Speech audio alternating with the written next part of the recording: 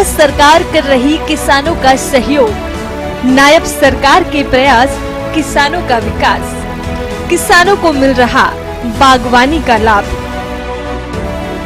हरियाणा की नायब सरकार की तरफ से लगातार किसानों को प्रगतिशील बनाने को लेकर प्रयास किए जा रहे हैं।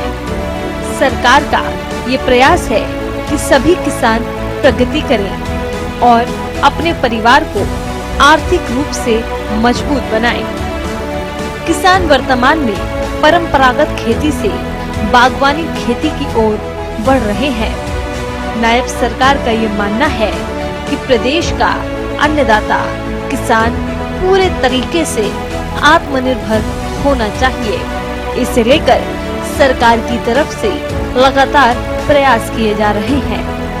सरकार की तरफ से किसानों को बागवानी खेती के लिए सब्सिडी देकर बढ़ावा भी दिया जा रहा है, ताकि प्रदेश का किसान ज्यादा से ज्यादा लाभ अर्जित कर सके। आज हरियाणा में किसान न सिर्फ प्राकृतिक खेती कर रहा है, बल्कि उसकी कमाई में भी इजाफा हुआ है। समय को देखते हुए हरियाणा के किसान जागरूक हो रहे हैं और प्राकृतिक खेती कर रहे हैं। साथ ही साथ प्राकृतिक सब्जियों और फलों की खेती करने की ओर तेजी से बढ़ रहे हैं। ऐसे में न तो किसानों को अपनी फसल बेचने में परेशानी होती है और न ही बागवानी खेती करने में। पिछले कई सालों से नई नई योजनाएं लागू कर प्रदेश के किसानों के जीवन को बदलने का प्रयास किया जा रहा है। हरियाणा के किसान अब सामान्य खेती से दूरी बनाते हुए आधुनिक खेती और बागवानी की तरफ बढ़ रहे हैं। किसान अब समझ चुके हैं कि सामान्य खेती में मुनाफा कम, लागत ज्यादा है, जबकि आधुनिक तरीके से खेती करने में लागत कम और मुनाफा बहुत ज्यादा है। हरियाणा सरकार ने कृषि क्षेत्र में जो विभिन्न तरह की योजनाएं चलाई हैं, उनसे किसानों को सीधा मुनाफा हो रहा है। इसके अलावा बागवानी और आधुनिक खेती करने पर नायब सरकार की तरफ से किसानों को सब्सिडी भी दी जा रही है। आधुनिक खेती के बारे में किसानों को प्रशिक्षण देने पर भी सरकार का काफी फोकस है, जिससे किसानों को सीधे तौर पर लाभ मिल रहा है। हरियाणा के प्रगतिशील किसानों का ये मानना है कि आधुनिक खेती के जरिए कम फसल में कम लागत लगाकर सामान्य फसल से बहुत अधिक मुनाफा कमाया जा सकता है। कुछ किसान आधुनिक तरीके से खेती कर अभी मोटा मुनाफा भी कमा रहे हैं। किसान समझ चुका है कि नायब सरकार की तरफ से जो कदम उठाए जा रहे हैं, वो सिर्फ और सिर्फ किसानों के हित में है। तो वही बात कनीना की करें तो कनीना उपमंडल के गांव उन्हाड़ी निवासी प्रगतिशील किसान सुरेश कुमार ने कई सालों पहले 1 एकड़ में बेरी के 400 पौधे लगाए थे। उन्होंने बताया कि 1 एकड़ में बेरी के 400 पौधे हाईलैंड वैरायटी के मुंबई से लाकर लगाए थे, जिसमें करीब 3 लाख रुपए की लागत आई थी। अब सालाना करीब 5 लाख रुपए की बेरों की बिक्री कर देते हैं। बेर बेचने के लिए मंडी में भी नहीं जाना पड़ता। कनीना महेंद्रगढ़ रोड पर दुकान लगाते हैं और वहीं पर ही बिक्री हो जाती है। उन्होंने बताया कि बेरी का बाग लगाने के 2 साल बाद 1 एकड़ में अमरूद का बाग लगाया था, जिसमें करीब 1 लाख रुपए की लागत आई थी। अमरूद की L40, ललित और हिसार सुरखा की वैरायटी लगाई हुई है, जो बहुत ही मीठे अमरूद है। अब पिछले सालों से अमरूद की पैदावार भी होने लगी है। वो साल में करीब 1 लाख रुपए के अमरूद की बिक्री कर देते हैं। इतना ही नहीं, प्रगतिशील किसान सुरेश कुमार ने अपने बाग में चीकू के बीज, करौंदा के 10 और आंवला के पौधे भी लगाए हुए हैं। प्रगतिशील किसान सुरेश कुमार बताते हैं कि उन्होंने बागवानी के माध्यम से बेरी की खेती की है। हाईलैंड की वैरायटी के 400 पेड़ उन्होंने कई सालों पहले ही लगाए थे, जिससे लाखों का लाभ भी देखने को मिल रहा है। इसके के साथ साथ उन्होंने बताया कि वो किस तरह से अपने बाग का ख्याल रखते हैं और साथ ही उनके बेर की डिमांड इतनी है कि उन्हें बेचने के लिए मार्केट में भी नहीं जाना पड़ता। जो बड़बेड़ी के पौधे लगा रखे हैं वो कितने पौधे लगा रखे हैं और कितने साल पहले लगाए थे? 400 पेड़ सर। कौन सी वैरायटी लगाई थी ये थाईलैंड की। कितने पौधे लगाए थे, क्या लागत आई थी? 400 पौधे लाए थे हम, 2 लाख रुपए की। अच्छा, तो अभी कितनी इससे इनकम हो जाती है? इनकम तो बहुत बढ़िया हो जाए। बेरी के बाग के साथ आपने अमरूद का भी बाग लगाया हुआ है। हाँ, अमरूद की क्या पोजीशन है, कितनी इनकम हो जाती है? अमरूद की अगर सही सीजन निकल जाए तो ठीक है, पैदावार लाख रुपए एकड़ बैठ सकता है। इससे बेर से कितनी इनकम हो जाती है? बेर से बढ़िया उतर जाता 1 किला में 5 लाख रुपए का। और खर्चा क्या आता है इसमें? खर्चा 1 लाख रुपया खर्चा लगा लो जी। तो कहाँ पे बिक्री करने के लिए दूर जाना पड़ता है? नहीं, कहीं भी नहीं जाओ और बाहर कहीं नहीं जाते, हम रोड पर बेचते हैं सारा।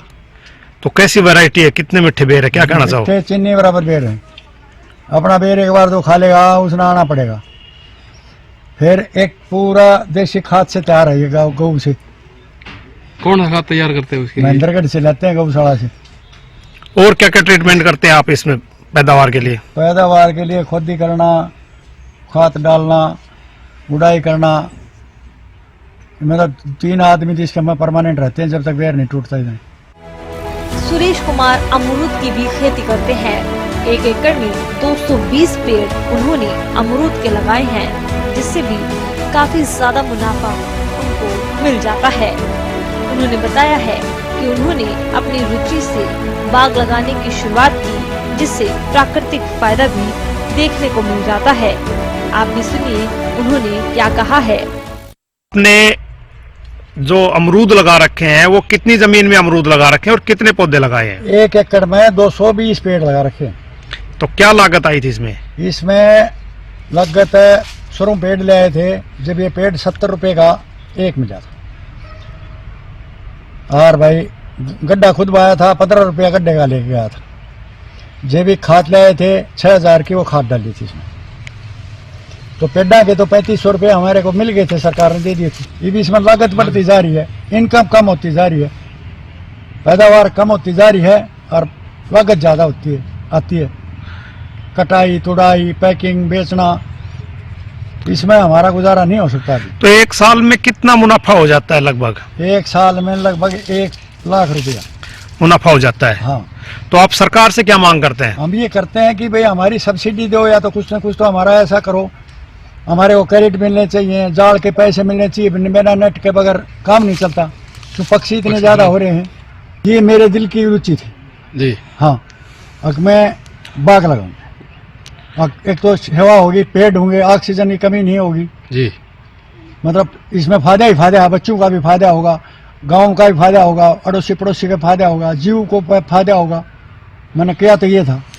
खाद क्या क्या देते हैं आप इसमें?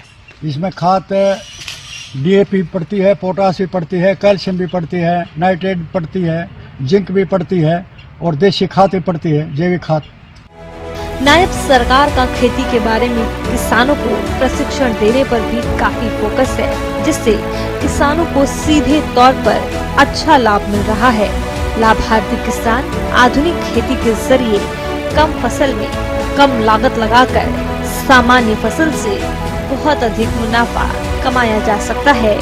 कुछ किसान आधुनिक तरीके से खेती कर अभी मोटा मुनाफा कमा भी रहे हैं और नायब सरकार ये प्रयास कर रही है कि किसानों को ज्यादा से ज्यादा लाभ पहुंचाया जाए, जिसके लिए लगातार किसानों को परंपरागत खेती से बागवानी खेती की तरफ बढ़ने को लेकर बढ़ावा दिया जा रहा है।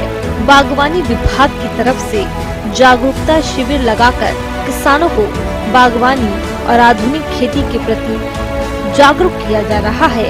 किसानों को बागवानी के क्षेत्र में आगे बढ़ाने को लेकर सरकार के प्रयास लगातार जारी हैं। कृषि क्षेत्र में प्रदेश सरकार के अथक प्रयासों के चलते किसान आज के समय में भारी मुनाफा कमा रहे हैं। एक समय था जब किसान अपने नुकसान को लेकर परेशान रहता था, लेकिन आज प्रदेश सरकार के कृषि क्षेत्र में उठाए गए कदमों का परिणाम किसानों को फायदे के रूप में मिल रहा है। प्रदेश का किसान आज समझ चुका है कि नायब सरकार के प्रयासों के चलते ही आज किसान लाभ अर्जित करने के साथ साथ अपने परिवार की आर्थिक स्थिति को भी मजबूत कर रहा है और अपना जीवन यापन करने का तरीका भी आधुनिक ही बना रहा है। हरियाणा सरकार के प्रयासों से किसानों की फसलों को पैदावार डबल होने के चलते किसानों की कमाई भी डबल हो रही है। यही कारण है कि किसानों के लिए किए गए कामों का असर अब धरातल पर भी दिखाई देने लगा है। किसानों को परंपरागत खेती से आधुनिक खेती और बागवानी की तरफ बढ़ाने के लिए हरियाणा सरकार की तरफ से सब्सिडी भी दी जा रही है, जिससे किसान अब नुकसान के डर से भी मुक्त हो चुके हैं और किसानों को सरकार के प्रयासों का लाभ मिल रहा है। सीएम नायब सिंह सैनी का ये मानना है कि प्रदेश का किसान मजबूत बने और तरक्की करे। किसानों को नुकसान के जंजाल से निकालकर तरक्की के शिखर पर पहुंचाने का बीड़ा सीएम नायब सिंह सैनी ने अपने कंधों पर उठाया है। प्रदेश के किसानों को आगे बढ़ाने के जिस लक्ष्य के साथ हरियाणा सरकार काम कर रही है वो एक मिसाल है। सरकार की योजनाएं किसानों के लिए वर्तमान में वरदान साबित हो रही हैं। सरकार जैसे जैसे किसानों को खुशहाल बनाने के लक्ष्य की तरफ बढ़ रही है, उसी प्रकार से प्रदेश का किसान खुशहाल बनता जा रहा है और हरियाणा सरकार का आभार जता रहा है।